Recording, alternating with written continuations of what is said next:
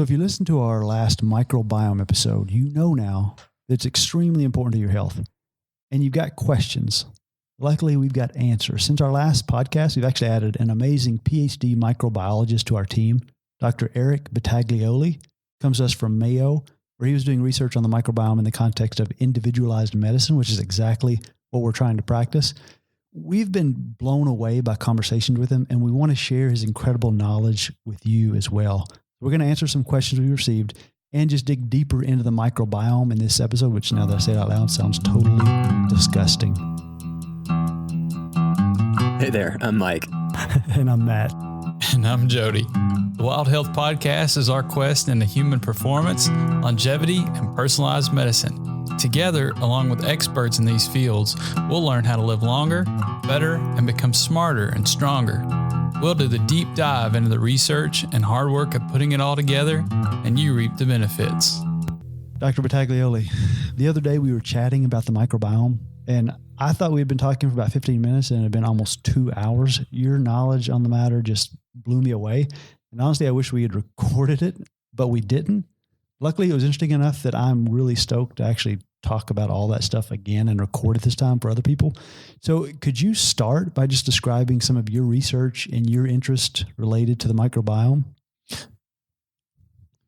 Sure. So my formal training is in basic microbiology and bacterial pathogenesis. So I started out my research career interested in what the types of ways that microbes use to make you sick and trying to figure out methods to combat that so people don't get sick with those infections. And that took me through a bunch of meandering paths. And towards the tail end of my graduate work and into my early postdoc days, I started getting interested in not just how microbes make you sick, but how they communicate to and with the host to create some type of interplay that creates outcomes that are important for our health and well-being. And that led me to microbiome. So I spent some time in looking for labs that I could join to work on those areas. And I wound up at Mayo Clinic, investigating how the microbiome interacts with pathogens and creates structures that can lead to conditions that we describe as dysbiosis, which can leave us susceptible to infectious disease with things like Clostridium difficile. So my work at Mayo Clinic was targeted around trying to understand how real patients may be susceptible to infection and using animal models to work with us to understand how a person can get sick and not just contrived models or animal models of infection. Yeah, so I try to read all the research I can find on the microbiome, anything I can get my hands on, because it's so fascinating. But you're actually one of the people who was producing some of that research. So you've got answers to a lot of the questions that I have when I read this research. And Mike's not with us right now. He's probably going to be joining later. He's probably going to have some questions as well, but I've got so many, I'm just going to start firing them at you. I think a good place to start would be to basically say, just for a baseline, what are your top 3 actions somebody could take to optimize their microbiome? That's a great question.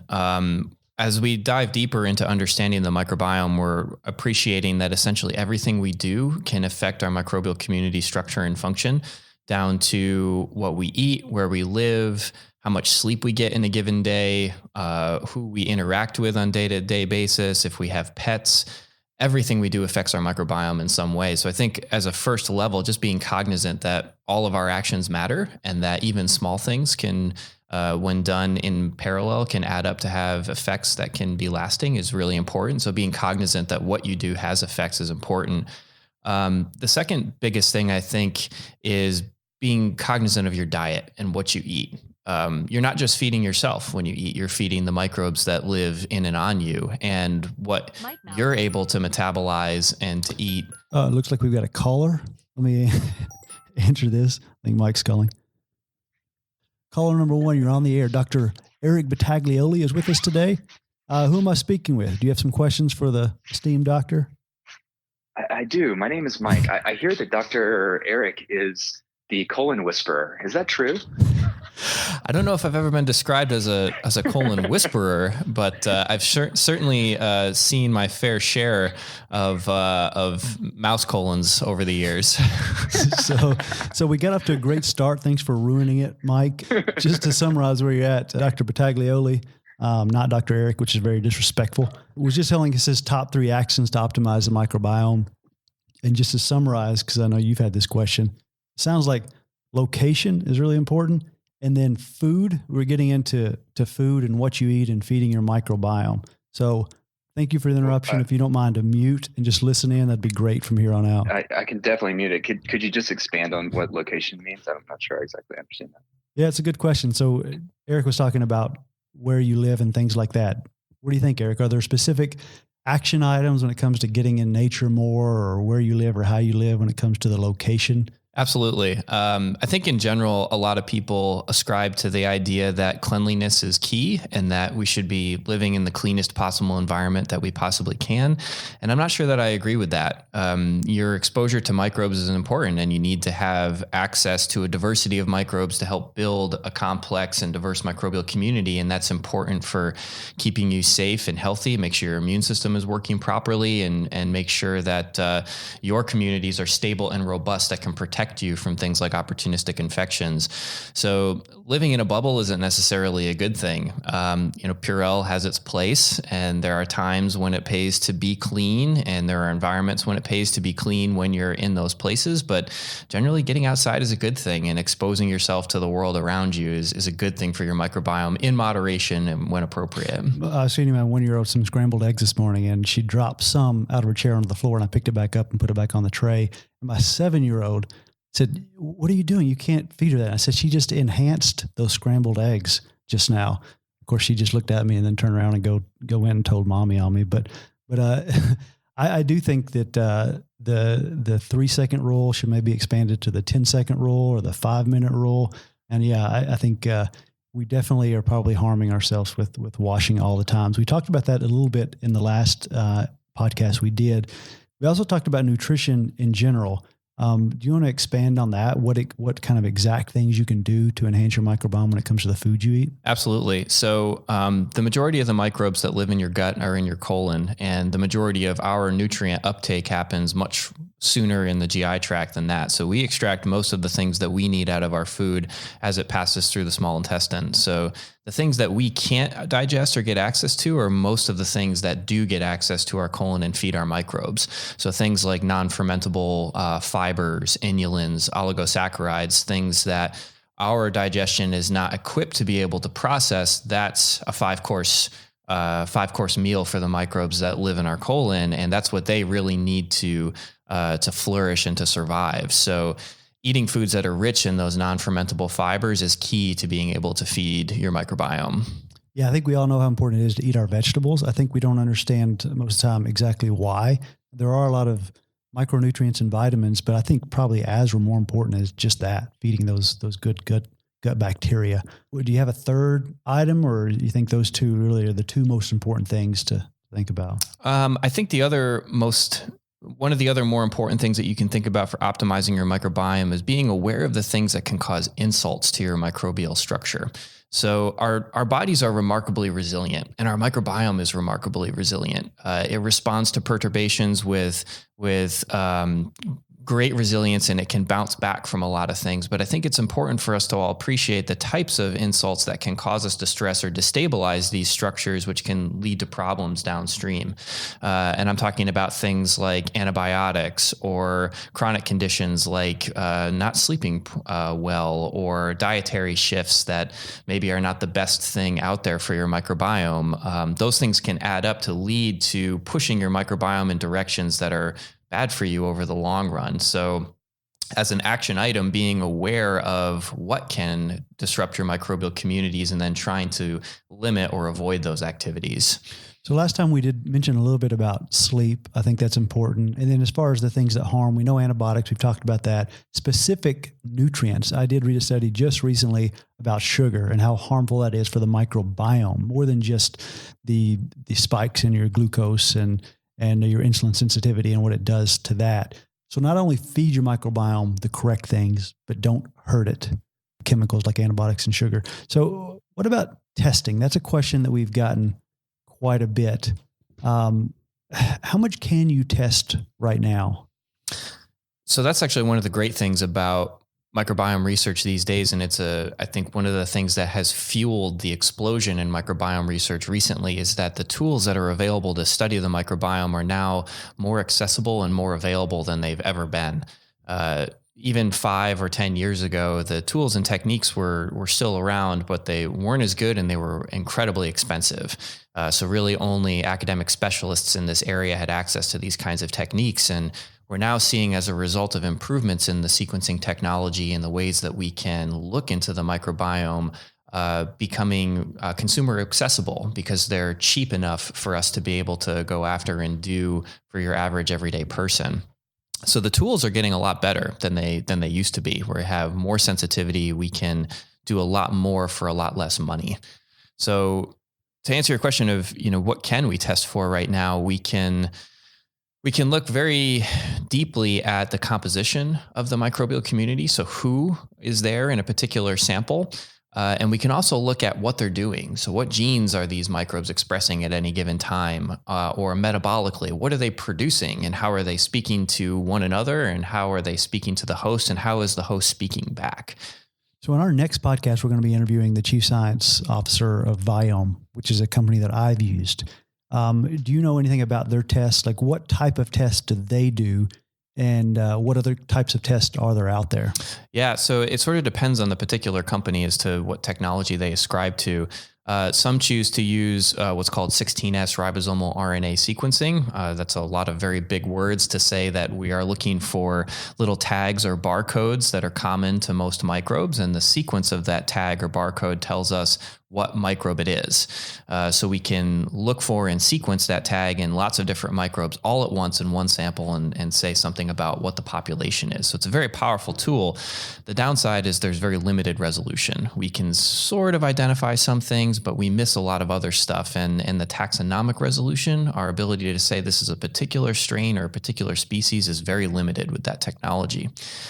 Going a bit deeper, which my understanding of what Viome and a few other companies use, is a technique called shallow metagenomic sequencing. And in this technique, instead of looking for one particular gene that all microbes have, we just sequence everything that we can out of a microbiome sample, all of the microbial DNA that's there. And by sequencing everything and comparing all of those terabases of information, of genetic sequence information, to established databases, we can more precisely identify the types of microbes that are there instead of using a single common gene. And that's a very powerful approach as well, and it gives us much finer taxonomic resolution about who's there in a particular sample. Yeah, I think they talk specifically about metatranscriptomics. So what would be the advantages versus disadvantages of that technique? Yeah, so metatranscriptomics is then a further adaptation of the metagenomic approaches, where you're looking to sequence all of the RNA that's in a sample. So you're asking not just who's there, but also what genes are they expressing at any given time. That's another layer of information, and in my opinion, arguably much more valuable, because you're not just concerned with who the members of a community are, but what they're doing and what activity they have. And as we begin to unravel the microbiome more, we're beginning to appreciate that it's less important who's there and it's more important what they're doing. And part of the reason why there might be such great variability in microbiome structure, even amongst people who are healthy or genetically similar, is that they have diverse microbial communities which are functionally equivalent. So they have different microbes performing the same tasks. And that is very hard to resolve when you're just looking at composition. So how would you use that information that you got from a company like Viome? That's the $64 million question, I think, is how do you interpret the activity of my specific microbes and translate that into something that's meaningful for the person to direct their health and well-being. And we're just starting to scratch the surface of that question, I think, because I like to describe this as a stool with 3 legs on it. There's 3 things we have to consider simultaneously. There's the microbes they have and what they're doing.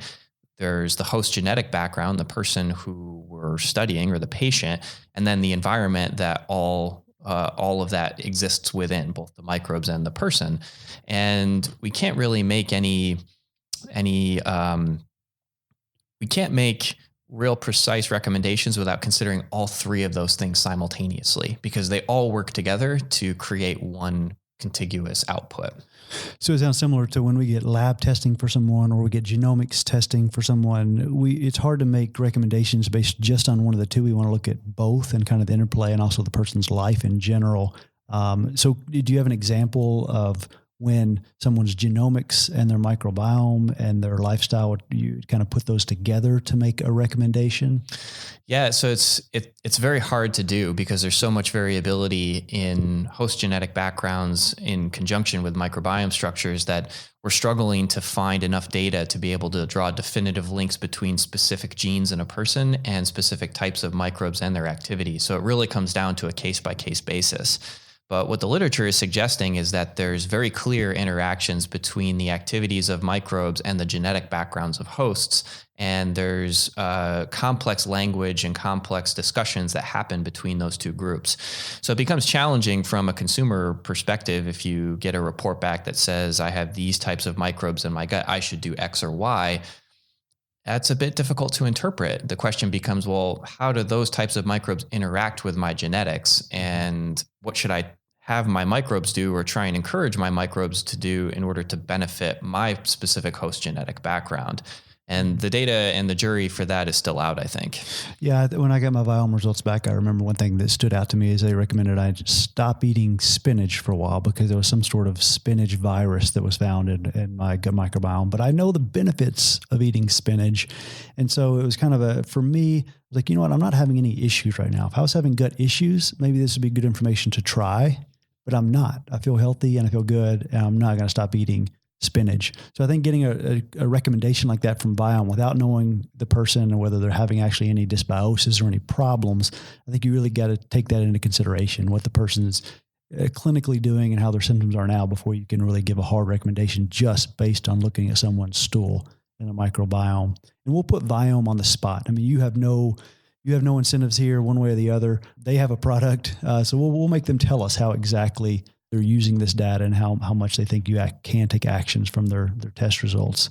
Kids, this is a really big topic. A lot of people have, like, how can I help my kids' microbiome? We know how important it is. I saw a study recently on obese kids and teenagers and how different their microbiome was.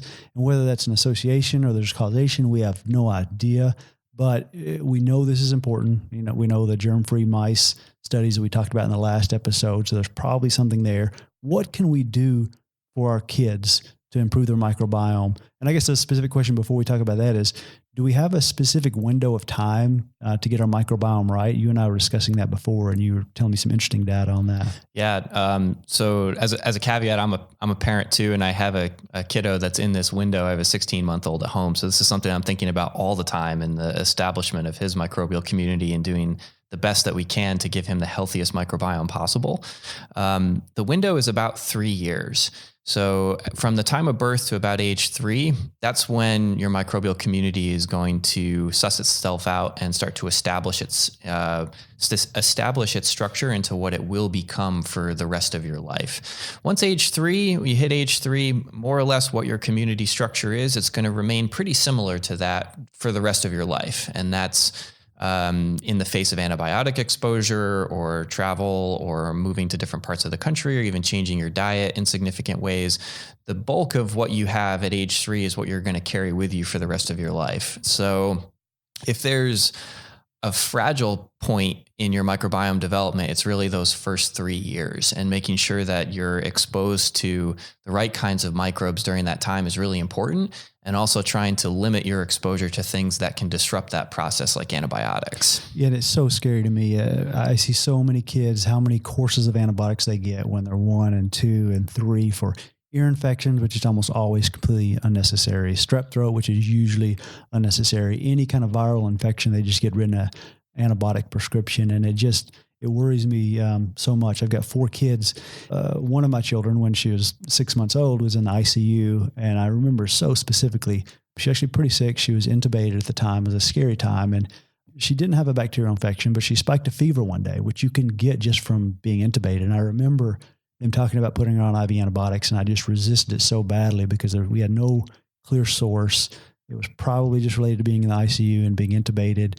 And I didn't really push against them too much. I kind of mentioned at first, but in the end, I ended up caving and letting them start, even though I didn't think the literature was supportive, but they're the PICU doctors and I'm not.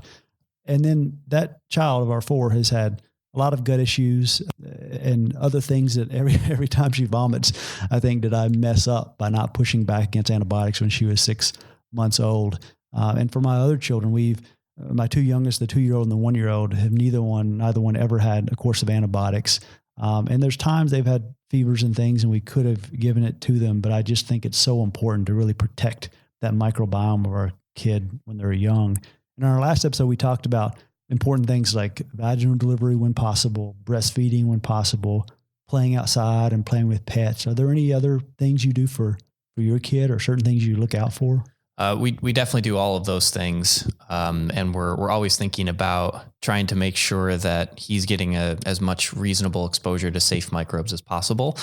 So we have about the 10-second rule in our house as well. And some days it seems more like the 10-minute or the few-hour rule. If there's something that we were feeding him for breakfast that we missed on the kitchen floor, and sometime in the afternoon, we catch him under the kitchen table snacking on a Cheerio that's been there for a few hours or days. And I don't worry about that. I think it's okay. Our house is otherwise free of the stuff that I'm really worried about him being exposed to. So that's a good vector for being exposed to good microbes and to help build that. To dovetail on your point of, other things that you can do and the antibiotic thing, be an informed parent, ask questions, push your provider. Do you really think my kid needs antibiotics? Is there a self-limiting aspect to this? And especially the ear infections. The vast majority of ear infections are viral based, but we still provide antibiotic treatment for that. And should we be really doing that? So judicious use of antibiotics is really important. And also what we're feeding our kids. We go out of our way to try and find the best possible things to feed our kid. And that includes paying obscene amounts of money for antibiotic and hormone-free milk and antibiotic and hormone-free products. And that's an aspect that we sometimes overlook, that the acceptable levels of antibiotics in food products is reasonably high. There's detectable levels of antibiotics in food products that are given to livestock and used on crops and things like that. And we can detect those things in our food sources. And there's evidence that low dose antibiotic exposure over long periods of time does affect microbiome structure. And it can affect a wide variety of different long-term chronic conditions. And I've actually heard some investigators suggest that part of the reason why the human race is increasing in size and mass and bone density over generational time is the same mechanisms and reasons why we provide antibiotics to our livestock, and that the reasons we feed tetracycline or other antibiotics to livestock to make their mass increase more quickly is having the same effect on us because we're drinking that milk, eating that beef, eating those eggs.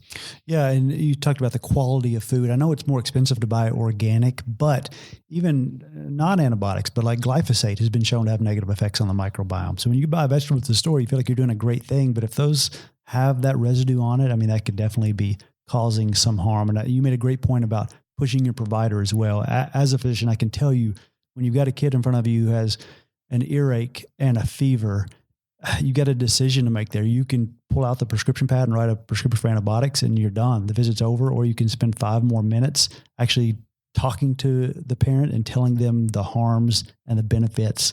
And when you're really pressed for time, in the way the incentives work in our medical system, you're going to have to push the provider or they're going to take that 5-minute shortcut a lot of times. So it really is incumbent on you to protect your children's microbiome.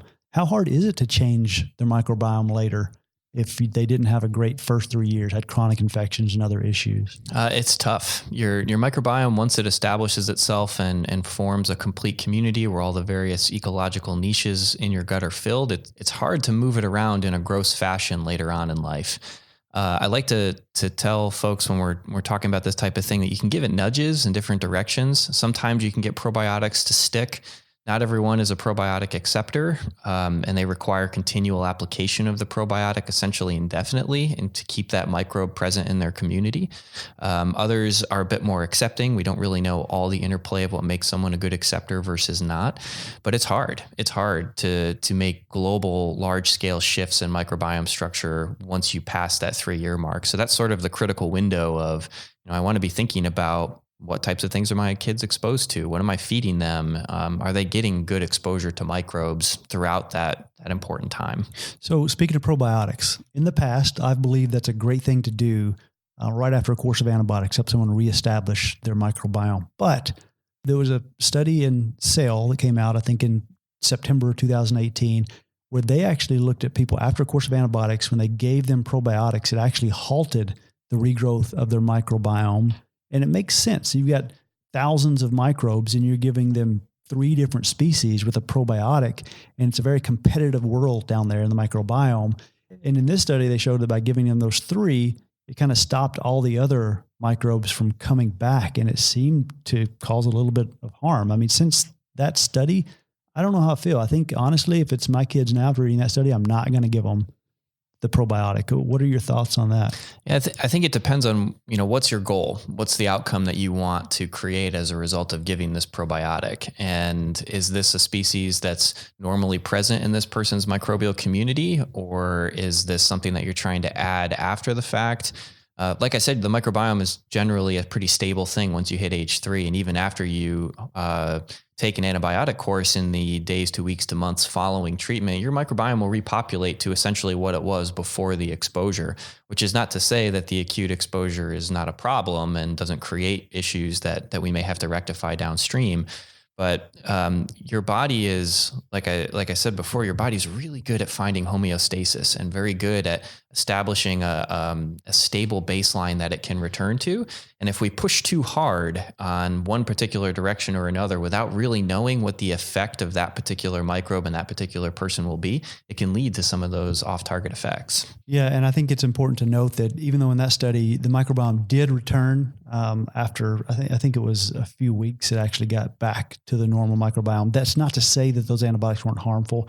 I saw one study where the risk of anxiety and depression after one course of antibiotics over the next 12 months was increased 17 and 24% respectively. And if you got 2 courses of antibiotics, then your risk of anxiety and depression were up 40 and 45% over your baseline risk, which is pretty scary. So even though your microbiome bounces back, there are definitely problems associated with that. So getting your microbiome back to normal quickly, I think, is important.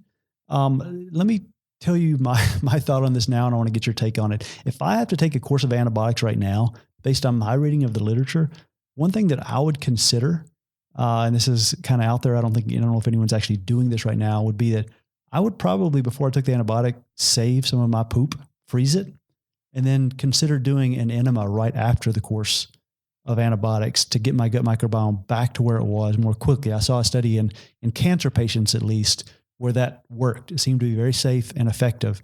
I haven't really seen a lot of other data. How do you feel about that? That's a good question. So people have been doing sort of the home microbiome reprogramming for some time, which as a pathogenic bacteriologist by training and a microbiome trained scientist, I'm not sure I can recommend for your average person in their kitchen.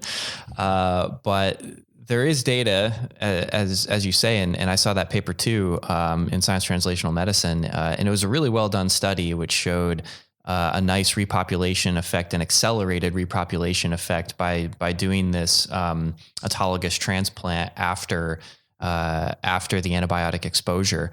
I think there's potential there. The trouble is I don't know in the average everyday population how well that's going to stick. So the patient population that they looked at in that study was individuals that were receiving stem cell replacement therapy. So they already had a number of confounding variables and some medical conditions that may have an effect on their ability to receive or to accept the graft better or quicker or differently than your average person with your average course of antibiotics may. So it may be a little challenging to translate those data to your average patient population taking antibiotics for your average infection. I definitely think there's potential there though. And those are experiments that I think we should do, and we should, utilize the germ-free mouse and some other models to try and explore those possibilities.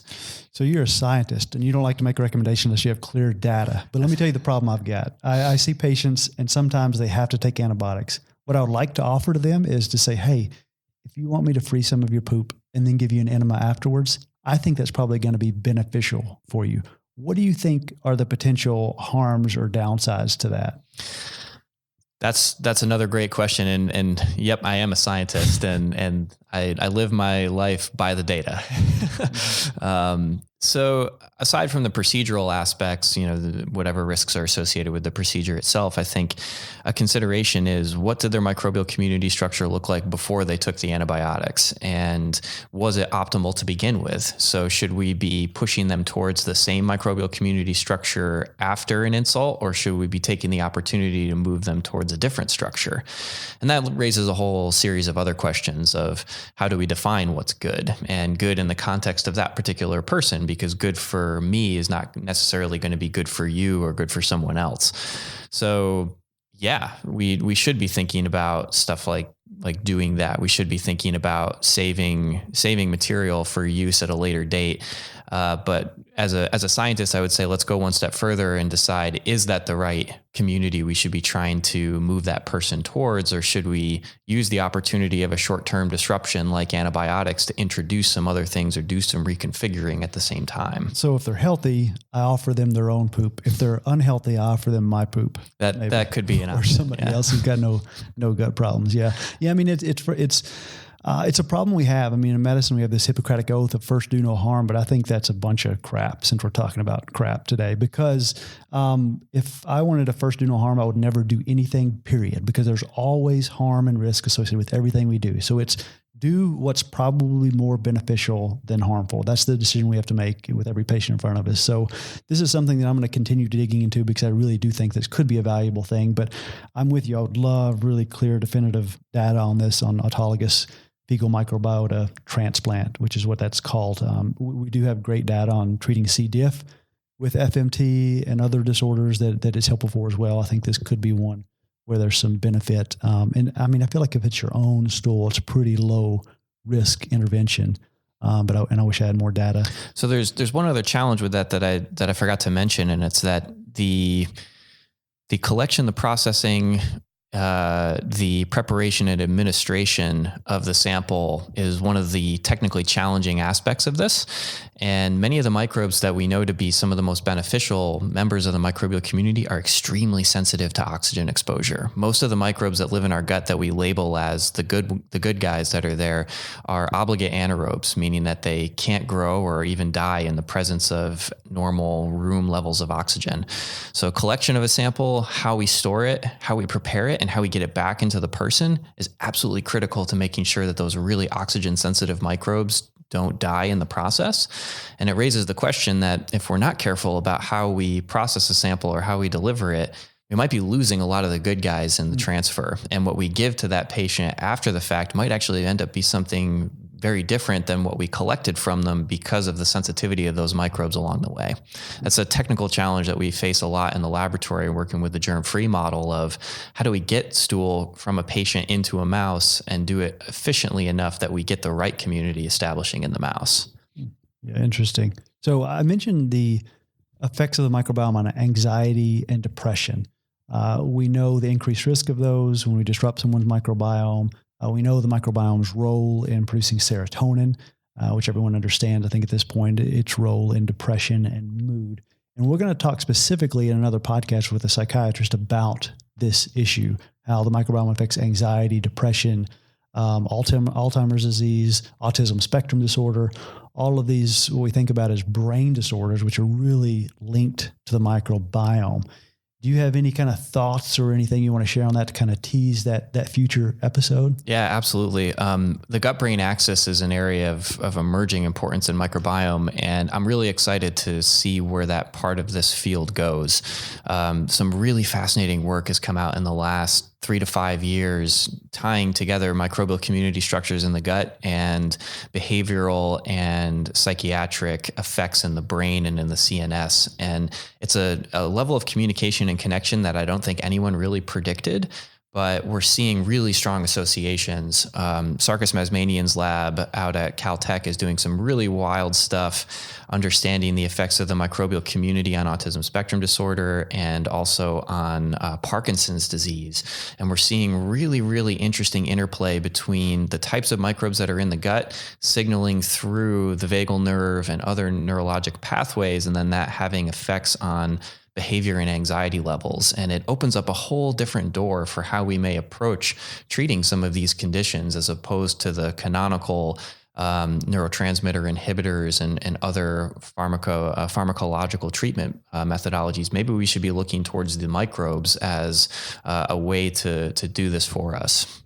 And Dr. Lynn has done some amazing work on Alzheimer's disease and the microbiome. We're going to be interviewing her soon on a podcast related to that. And our Wild Health Director of Oral Health, Dr. Stein Van Arsdal, has done some amazing work on kind of oral health and general periodontal disease and its relationship to Alzheimer's disease. So we really want to dig into those topics. I know, though, that you don't have a lot of time. I really just wanted to introduce people to you today, just so that you all know, if you're listening, that if you've got really intense, deep questions about the microbiome, send them to us now instead of us and interpreting the data and the literature on this. We have someone who's been intimately involved in that research and is much more qualified than us to answer those questions. So Eric, thank you so much for joining us today. And can you answer some questions later if some people send in some questions to us? Yeah, absolutely. I'd be happy to. All right. There's your commitment. Send some questions. We'll get the answers to those. And tune in next time. The next podcast, we're talking to the Chief Science Officer of Viome on exactly how much you can test right now and how much directional information you can take and act on from those tests. We hope you like listening to the podcast as much as we like making it. If you think it's valuable, share it with somebody. Send to someone you think would really benefit and leave us a 5-star review in iTunes. Those reviews really, really help us out. Find us on Facebook and follow us on Instagram at WildHealthMD. If you didn't like, well, why are you still listening? Email us and let us know what we can do better. But the best way you can thank us for our time is to leave a review and share. Until next time.